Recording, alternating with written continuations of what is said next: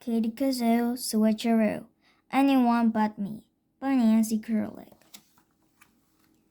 Chapter 2. This is for you, Kevin whispered to Katie. He handed her a note. It was written on light blue paper and folded really small. Katie knew it was from Suzanne. Her notes always looked like that. If you have an answer for her, send it yourself, Kevin told Katie. I don't want to get into trouble again. Katie understood. Kevin sat at the desk right between Suzanne and Katie. He always wound up passing notes from girl to girl. Yesterday, Mrs. Dirkman had caught Kevin passing a note from Katie to Suzanne. Kevin had to write an apology note to Mrs. Dirkman. Katie unfolded the paper. Do you want to come over after school? The note read. Katie scribbled her answer on the bottom of the note. No thanks, I have to go home and change. Maybe tomorrow?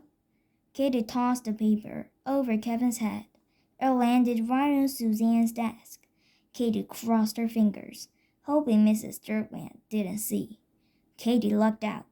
Mrs. Dirkman didn't notice the flying note. She was too busy writing on the board. Okay, take out your pencils and math notebooks.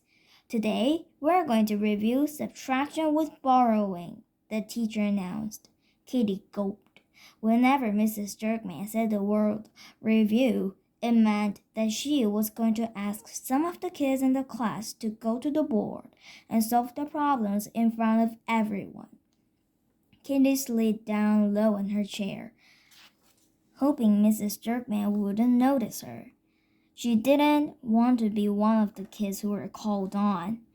It wasn't that Katie couldn't do subtraction with borrowing. It was more that she hated being in front of the whole class. I'll try one, Mrs. Dirkman, Suzanne volunteered. Katie sighed. Suzanne never worried about making a mistake in front of the whole class. She just liked being the center of attention. Katie wished she could be more like that. But today, Mrs. Dirkman didn't ask Suzanne to come up to the board. She picked Mandy Banks, Zoe Cantor, and Jeremy instead. Mandy went first. She whizzed through her problem. No surprise there. She was like a computer when it came to math. Next, it was Zoe's turn. All right, Zoe, Mrs. Dirkman said as Zoe walked up to the board.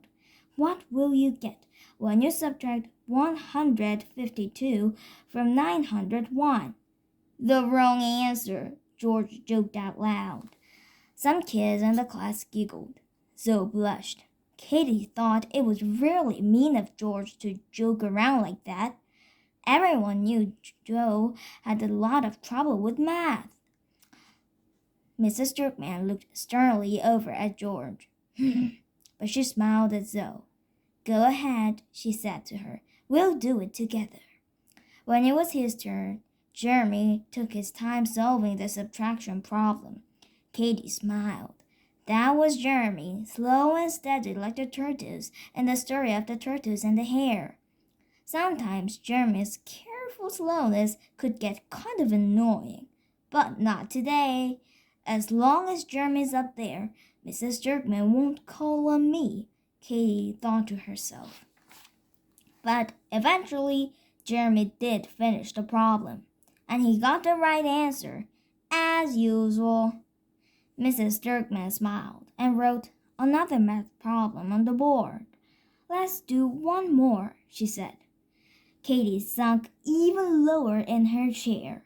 Her lip was practically resting on her desk, but it was no use. Mrs. Dirkman saw her anyway. Katie, will you solve this for us? The teacher asked. Katie sighed. She stood up and slowly walked toward the board. Here comes the mud monster, Katie heard George whisper as she walked past his desk.